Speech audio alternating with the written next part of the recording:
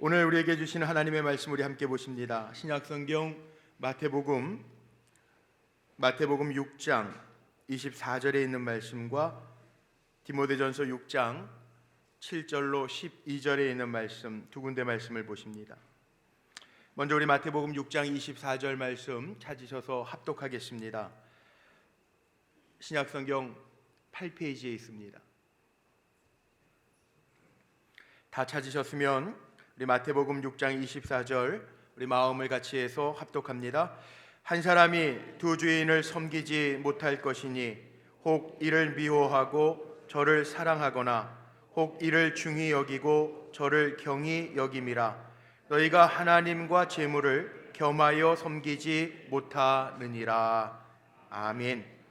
디모데전서 6장 7절로 12절 말씀입니다. 신약성경 341페이지에 있습니다.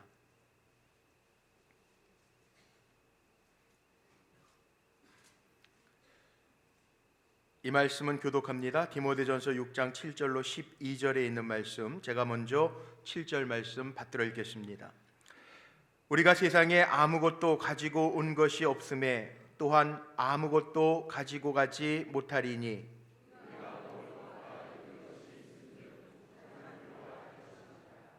부하려 하는 자들은 시험과 올무와 여러 가지 어리석고 해로운 욕심에 떨어지나니 곧 사람으로 파멸과 멸망에 빠지게 하는 것이라.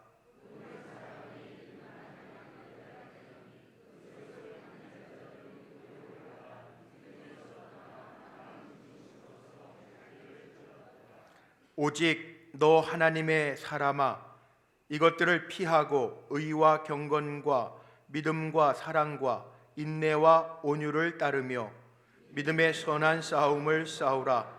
영생을 취하라. 이를 위하여 내가 부르심을 받았고 많은 증인 앞에서 선한 증언을 하였도다.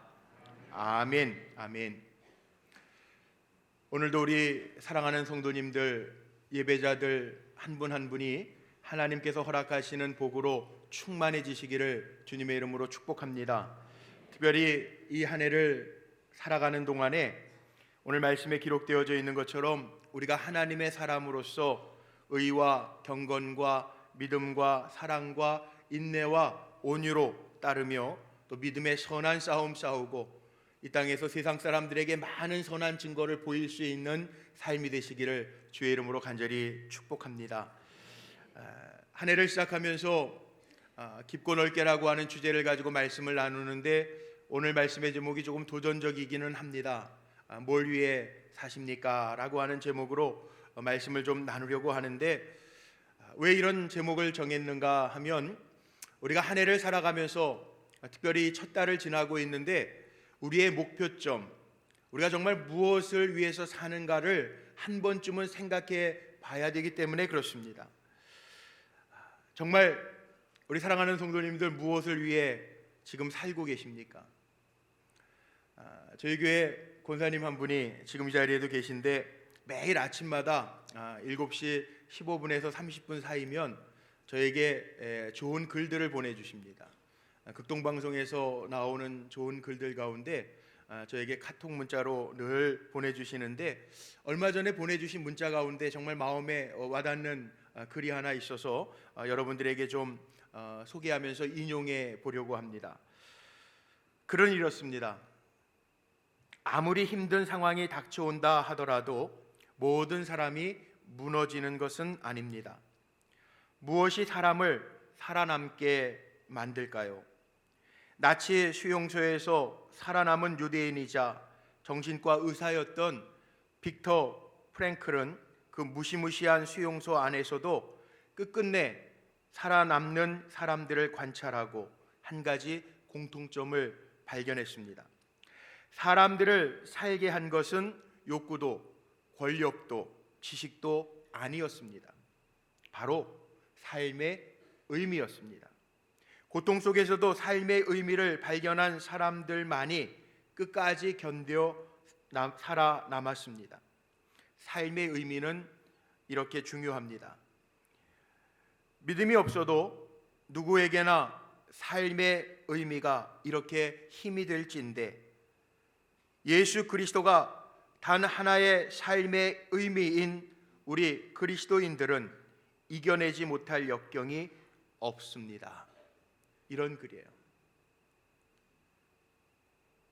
우리 주님이 우리의 삶의 의미입니다 고백하면서 오늘도 예배의 자리에 앉으신 우리 성도님들이 정말 힘있게 일어나는 귀한 시간 되시기를 주의 이름으로 축복합니다.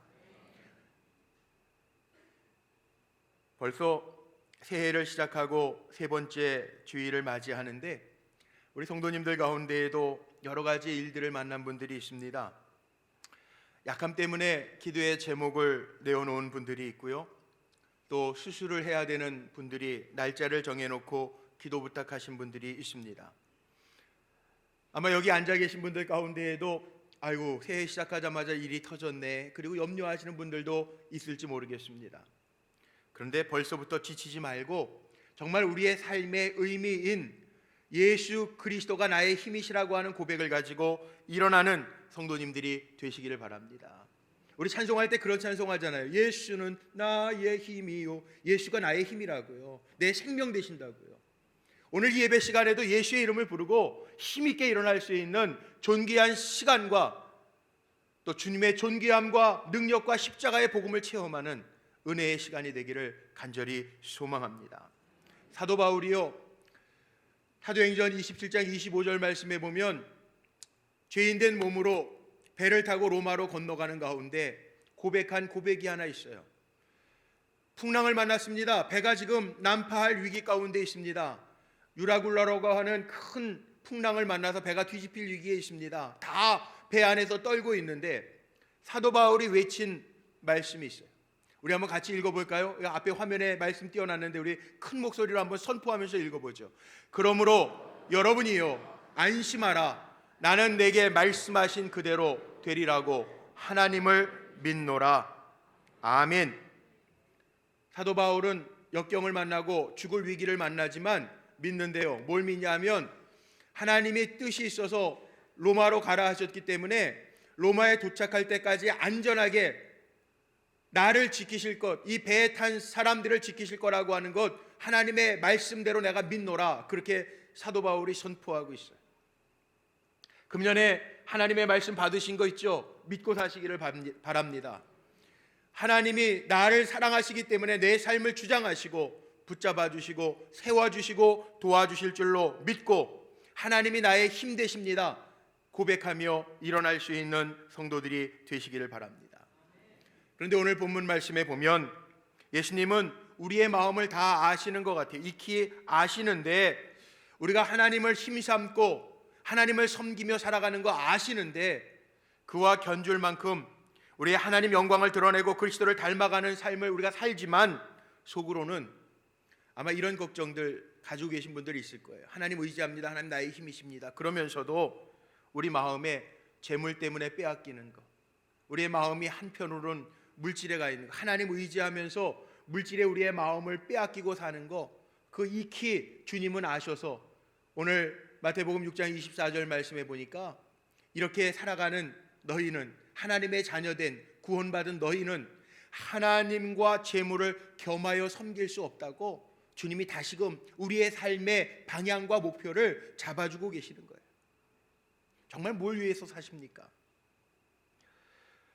통계에 의하면 이런 통계가 있습니다.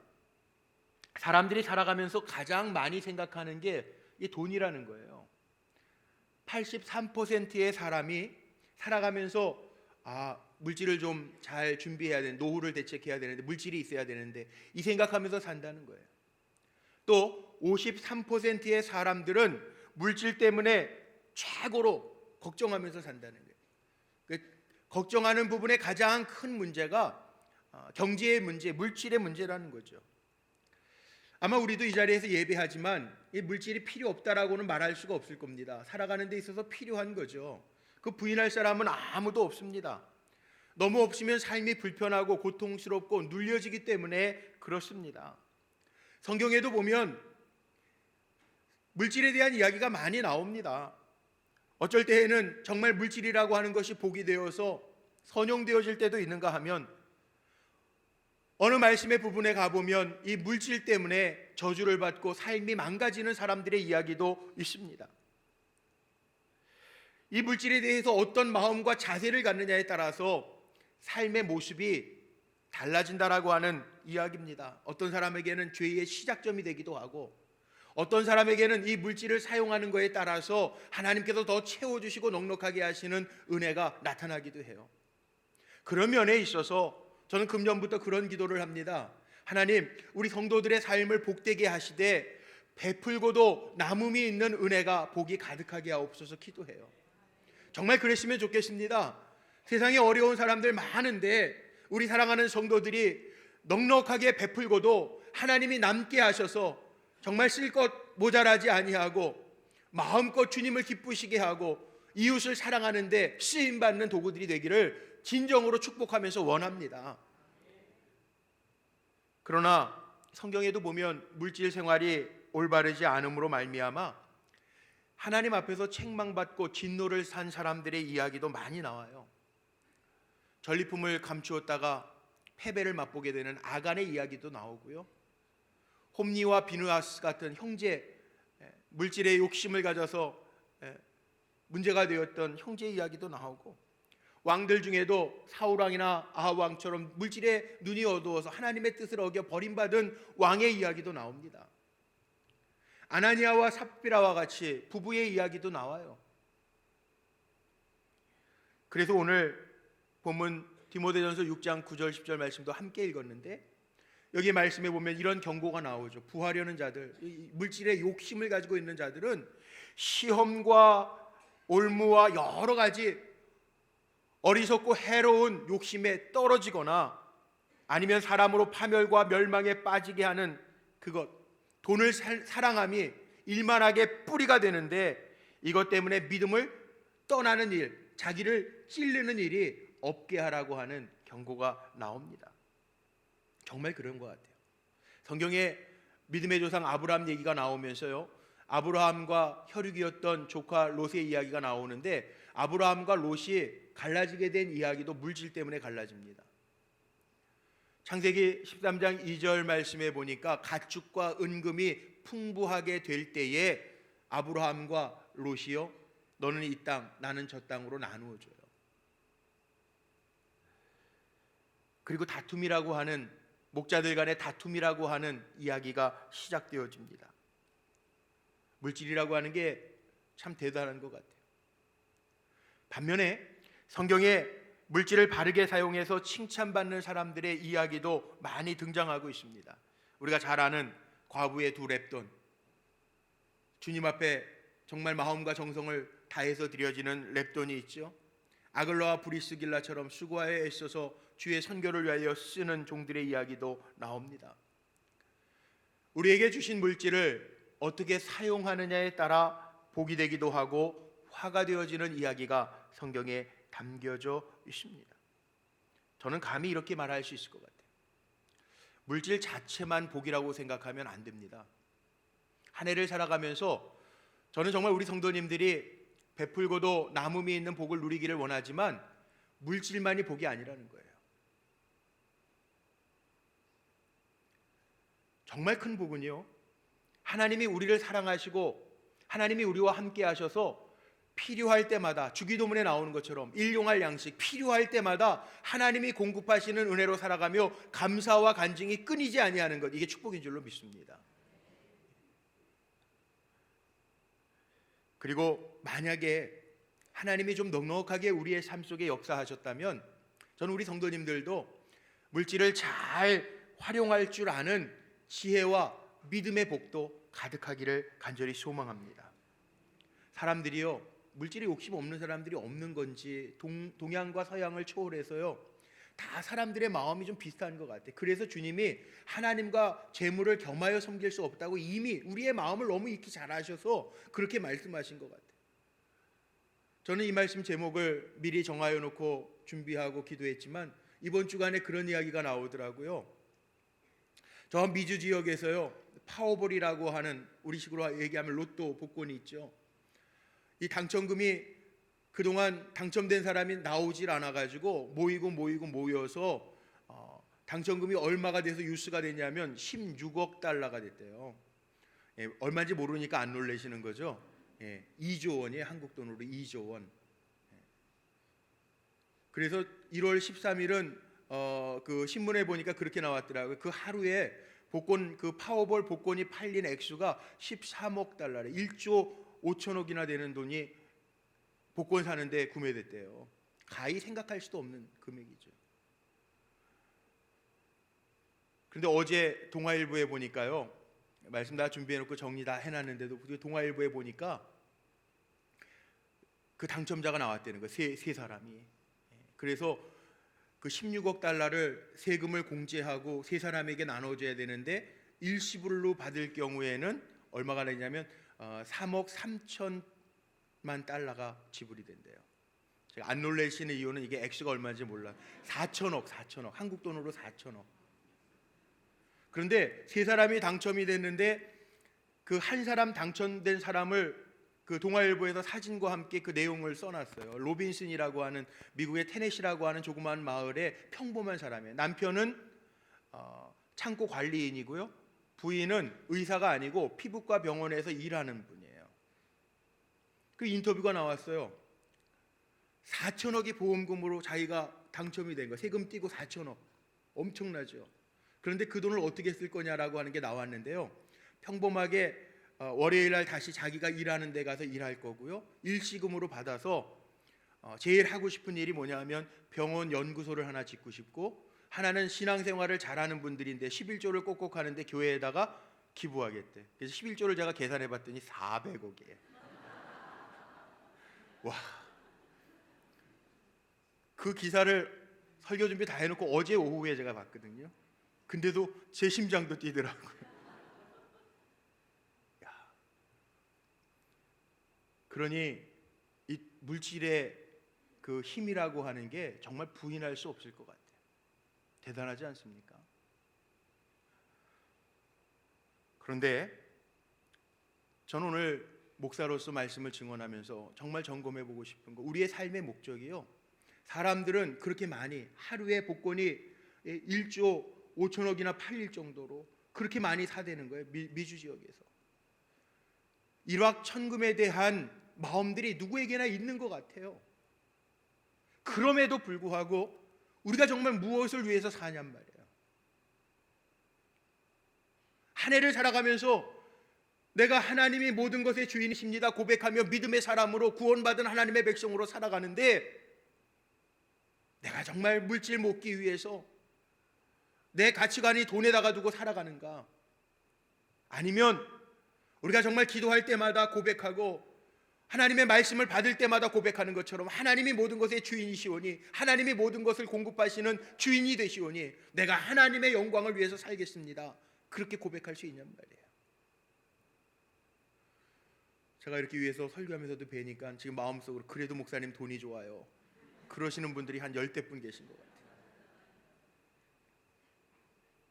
성경적인 가르침은요 아주 분명합니다. 마태복음 16장 26절에서 예수님이 아주 선포를 하셨죠. 사람이 만일 온 천하를 얻고도 제 목숨을 잃으면 이게 무엇이 유익하겠느냐? 사람이 무엇을 주고 제 목숨을 바꾸겠느냐? 이 얘기는요, 오늘 디모데 전서 6장 11절 12절에 나오는 것처럼, 너 하나님의 사람아, 우리는요 이런 것들 쫓아가지 아니하고 정말 하나님이 기뻐하시는 의와 믿음과 사랑과 인내와 온유를 따르며 많은 사람들에게 선한 증언을 하면서 살라는 거예요. 오늘 우리 찬양해 주신 것처럼 날마다 주님을 전하면서 살라는 거예요. 찬양하면서 살라는 거예요. 여러분 그렇게 사실 수 있습니까? 그렇게 살라는 거예요. 그 주님이 뭐라고 그러셨는지 마태복음 오늘 24절만 읽었지만 6장 30절 31절 말씀 이어가면요, 너희는 먼저 그의 나라와 의를 구하면 하나님 나머지 다 더하신대요. 이 믿음으로 사시길 바랍니다. 걱정하지 마시고 이 믿음으로 일어날 수 있는 종들이 되시기를 주님의 이름으로 간절히 축복합니다. 그럼에도 불구하고 오늘 주님이 말씀하시는 마태복음 6장 24절 말씀 다시 한번 묵상해 보기를 원하는데, 한 사람이 두 주인을 섬기지 못할 것이니, 우리는요 하나님과 물질 같이 같은 선상에 놓고 섬길 수 없는 사람이라는 거예요. 하나를 좋아하면 하나를 싫어할 수밖에 없고, 하나를 중히 여기면 하나를 경히 여길 수밖에 없다는, 같이 놓고 같이 갈게요, 나는 하나님과 물질 같이 갈게요, 이거 불가능하다는 거예요. 예수님이 이 말씀을 겸하여 섬길 수 없느니라 이 말씀을 하신 이유는 우리의 삶의 모습이 하나님과 재물 같이 두고 섬길 수 없으니 이건 잘못된 일이다 정도가 아니라 이건 불가능하다는 거예요. 어려서부터 듣던 부흥 목사님들이 많이 하시던 예화가 제가 말씀 준비하면서 떠오른 게 하나 있어요. 예전에 시골 어느 마을에서 농부가요, 믿음이 좋은 농부가 사는데 어느 날 아주 신이 나서 싱글벙글 해가지고 집에 들어와서 아내에게 막 여보 너무 좋아, 새끼 송아지 새끼 2마리나 낳았어. 2마리나. 보통 1마리 낳거든요. 2마리나 낳았어. 야, 너무 좋아, 너무 좋아. 우리 1마리는 우리 하나님의 은혜에 감사하면서 꼭 드립시다. 그러니까 아내가 그러자고. 근데 소 2마리 낳았는데 어떤 걸 드릴까 그랬더니 그럼 뭐 나중에 좀 큰 다음에 우리 결정합시다. 우리 잘 길러놓고. 근데 몇 달이 지났어요. 근데 이 남편이 다시 집에 들어오는데 얼굴이 시무룩해서 들어온 거예요. 아내가 걱정이 돼서 물어봅니다. 여보 이렇게 시무룩하냐고. 그랬더니 하나님께 드릴 소가 죽었어. 결정 안 했는데 무슨 소냐고 그랬더니 자기는 마음으로 조금 얼룩진 놈 그 하나님 앞에 드리려고 마음 먹었었는데 그게 죽었다는 거예요. 여러분 신앙생활 우리 그렇게 하지 않습니까? 종종 우리 하나님의 영광을 위해서 살겠습니다 그렇게 말은 해놓고요, 겉으로는 그렇게 말하면서 살면서도 속으로는 내 거 챙기기 바쁘고 어떻게 하면 살아갈 다른 거 의지하면서 사는 거예요. 다른 거 의지하면서. 정말 우리 뭘 의지하면서 삽니까? 우리가 무엇을 위해서 살아가고 있습니까? 우선순위가 바뀐 것 같아요. 보통 신앙생활 하면서도요 이렇게 하시는 분들도 있습니다. 내 쓸 거 다 쓰고 하나님이 그래도 남게 하시면 드린다. 근데 하나님은요 성경에 보면 다 첫 것이에요. 첫 것. 그러니까 우리가 어떤 마음으로 준비하느냐가 훨씬 더 중요한 것 같아요. 성도님들 중에 이런 분들이 있더라고요. 예물 드려도 돈이 생겨도요 하나님 앞에 드릴 것 돈 중에서도 가장 깨끗한 거로 골라놓는 분들이 있어요. 또 한 달 수고해서 사례를 받고 월급을 받았을 때 그 가운데 먼저 하나님의 것을 구별해서 따로 띄워놓는 분들이 있어요. 전 정말 귀하다고 생각해요. 왜? 그 마음이 벌써 하나님 앞에 우선순위가 있다라는 거잖아요. 하나님이 언제부터 받으실까요? 드려진 다음에 받으시는 하나님이 아니라 정말 우리의 마음에 뭘 하든지 무엇을 드리든지 우리의 마음에 하나님을 두고 염두에 두고 살아가는 거, 그거 하나님이 분명히 기뻐하신다는 거죠. 오늘 디모데전서 6장 말씀에 보니까 돈을 사랑함이 이게 일만하게 뿌리가 된다라고 하는 말씀이 있어요. 우리로 하여금 자꾸 물질에 의존하고 물질에 이끌려서 살아가게 하는 영들이 있다라는 거죠. 정말 이 물질 때문에 생겨지는 일들이 얼마나 많습니까? 우리 살아가면서 듣는 뉴스나 세상의 일들 보세요. 사람들이 저지르는 수많은 죄와 악한 것들이 이 물질, 재물하고 다 연관이 되어져 있더라고요. 돈 때문에 어떤 사람은 상처받기도 합니다. 어떤 분들은 돈 때문에 믿음도 저버리는 사람도 있습니다. 어떤 분들은 돈 때문에 인간관계가 깨지는 분들도 있고요. 또 돈에 다스림 받고 돈이 부족하게 될까 봐 두려워하고 벌벌 떠는 사람들도 있더라고요. 그런데 물질이 꼭 필요하기는 하지만 하나님은 우리가 물질의 노예가 되기를 원하는 것이 아니라 그 물질을 목표 삼아서 살아가는 삶을 살아가기를 원하시는 하나님이 아니라 하나님과 물질을 동일선상에다 놓고 비교하면서 살아가기를 원하시는 하나님이 아니라 그 물질의 주인마저도 하나님이심을 인정하면서 살기를 원하고 계시다라는 거예요.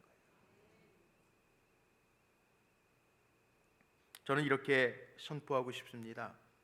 저는 오늘 또 특별히 1월달 세 번째 주일이지만 한 해를 살아가면서 우리 성도님들이 삶의 목적이 돈을 벌기 위해 살아가는 것이 아니라 하나님의 영광을 위하여 살아가는 것이다 라고 하는 분명한 목표를 세우고 하나님 사랑, 이웃 사랑, 실천하면서 사시기를 바랍니다. 그러면 하나님이 책임져 주시는 은혜가 보여질 줄로 믿습니다. 감히 선언합니다. 우리는요, 물질이 목표가 아니에요. 우리의 목표는 하나님의 영광입니다. 하나님의 영광을 위하여 수고하고 노력하면 그 외의 모든 것을 하나님이 더하여 주실 줄로 믿습니다. 우리 그거 믿고 알기 때문에 하나님 예배하는 거잖아요. 하나님 모든 것의 공급자임을 알고 예배하는 거잖아요. 모든 것의 공급자 되시는 하나님이 그 믿음을 가지고 나아가는 우리 성도들에게 채워주시고 모자람이 없게 하시고 하나님의 은혜 가운데 더하여 주시는 은혜가 가득하기를 주님의 이름으로 축복합니다. 제가 2016년도 우리 성도님들의 기도의 제목들을 교구별로 다 받아서 우리 부목사님들, 교구 목사님들도 같이 기도하고 저도 기도해요. 기도하는 제목들을 보면서 제가 얼마나 마음에 기쁘고 흡족한지 하나님도 흡족하실 것 같아요. 왜냐하면 한 분도 하나님 한 해 살면서 돈벼락 맞게 해주세요, 부자 되게 해주세요 이런 분이 없더라고요. 감동적인 게요, 물질을 위해서 기도하시는 분들은 있어요. 사업이 어려워서 하나님 물질로 인해서 시험 들지 않게 해주세요 이렇게 기도하시는 분도 있고요. 하나님 풍성하게 부어주셔서 주님 기뻐하시는 일에 잘 쓸 수 있는 물질, 넉넉한 물질을 허락해 주세요 이렇게 기도하시는 분들이 얼마나 마음이 아름답게 보이는지 감사하더라고요. 맞지 않아요? 하나님 우리에게 부어주시는 물질 가지고 하나님의 영광을 위해서 우리 쓰면 돼요. 그런 목표를 세우고 달려가면 하나님이 아실 거라고, 우리의 마음의 중심이 어디에 있는지. 기도에 이런 기도가 있어요. 물론 기독교인들 얘기는 아니고요. 제가 어디 책에서 읽은 건데 그 회교 지도자 현자 중에 하나 파리드라고 하는 사람이요. 회교니까 알라 신에게 기도했겠죠. 나라의 왕들 가운데 한 사람, 기도의 왕이라고 하는, 기도 많이 하는 왕이라고 소문난 아크바르 왕이라고 하는 사람을 만나러 갔는데, 역시 이 사람은 기도의 왕이라 그 왕의 시종이 이렇게 얘기합니다. 왕은 지금 기도 중입니다. 그랬더니 이 파리드가요, 왕이 나올 때까지 기다리는 거예요. 근데 마침 왕이 나오는 거예요. 그 왕에게 묻습니다. 왕 정말 기도 많이 하시는 왕이시군요. 무엇을 기도하셨나요? 물어보니까 왕이 나는 3가지를 기도했다고 이야기합니다. 첫째는 성공을 위해서 기도했고, 둘째는 부를 위해서 기도했고, 셋째는 장수, 오래 사는 걸 놓고 기도했다고. 이 왕의 대답을 듣고요, 안색이 확 변한 파리드가 그 왕궁을 벗어나옵니다. 이 파리드라고 하는 그 현자를 수행했던 제자가 묻습니다. 선생님, 왜 그렇게 안색이 변해서 나오십니까? 그랬더니 내가 왕을 만나러 왔는데 거지를 만나고 가는구만. 그러고 가는 거예요. 이유가 뭐냐 하면, 왕인데 성공했는데 왕보다 더 성공할 사람이 어디 있겠어요? 성공했는데 성공을 구하고, 모든 걸 가진 왕인데 부를 구하고, 백성들은 굶주려 있는데 좋은 거 다 먹으면서도 장수를 구하는 사람이라면 이건 왕의 기도가 아니고 거지의 기도다. 내가 왕을 만난 것이 아니라 거지를 만나고 간다고 돌아서라는 거예요. 하나님의 자녀된 우리의 기도는 어때야 될까요? 주님이 가르쳐 주셨잖아요. 물질을 겸하여 하나님과 함께 섬길 수 없다라고 이야기하신 주님은 마태복음 6장 31절로 33절 말씀에 그렇게 선포하셨거든요. 자, 우리 한번 이 말씀 크게 한번 읽어보죠. 우리 같이 읽으려고 제가 화면에 준비했는데 같이 한번 읽어봅니다. 시작. 그러므로 염려하여 이르기를 무엇을 먹을까, 무엇을 마실까, 무엇을 입을까 하지 말라. 이는 다 이방인들이 구하는 것이라. 너희 하늘 아버지께서 이 모든 것이 너희에게 있어야 할 줄을 아시느니라. 그런즉 너희는 먼저 그의 나라와 그의 의를 구하라. 그리하면 이 모든 것을 너희에게 더하시리라. 아멘. 자, 이게 문제의 우선권입니다. 올 한 해를 살아가시면서 이방인들이 구하는 것, 세상 사람들이 구하는 것, 그거 구하지 말고 우리 무엇을 위해 살아갈까요? 그의 나라와 그의 의를 위하여 살아가는 우리 성도님들 되시기를 주의 이름으로 축복합니다. 물질 생활이 건강하지 못하면 경건의 생활, 영적인 생활도요 건강할 수가 없더라고요. 제가 목회하면서 경험해 보니까 그래요. 물질이 꼬여 있고 물질 때문에 시험 들어 있는 상태에서는 이게 영적인 건강함이 별로 정말 신통치 않아요.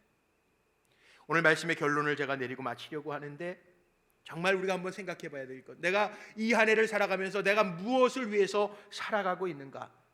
성경은 분명하게 얘기하거든요. 사람의 생명이 그 소유의 넉넉함에 있지 않다라고 말씀하고 계세요. 세상 풍조에 따라 정신없이 끌려다니지 말고 정말 소중한 게 무엇인가를 생각하고 내가 무엇을 위하여 살아가고 있는가 점검하면서 하나님과 물질을 겸하여 섬길 수 없다라고 하는 주님의 그 말씀을 우리의 심령에 잘 새기되, 물질을 벌지 말고 살라는 얘기 아닙니다. 살아가면서 땀을 흘려 재물을 열심히 벌어야 되겠지만 돈에 매이지 아니하고 우선순위가 뒤바뀌지 아니하고 모든 것을 공급하시는 이가 하나님이심을 기억하며 하나님 사랑, 이웃 사랑 저버리지 아니하고 살아가는, 그래서 하나님 앞에 칭찬받을 만한 종들이 되시기를 주님의 이름으로 축원합니다.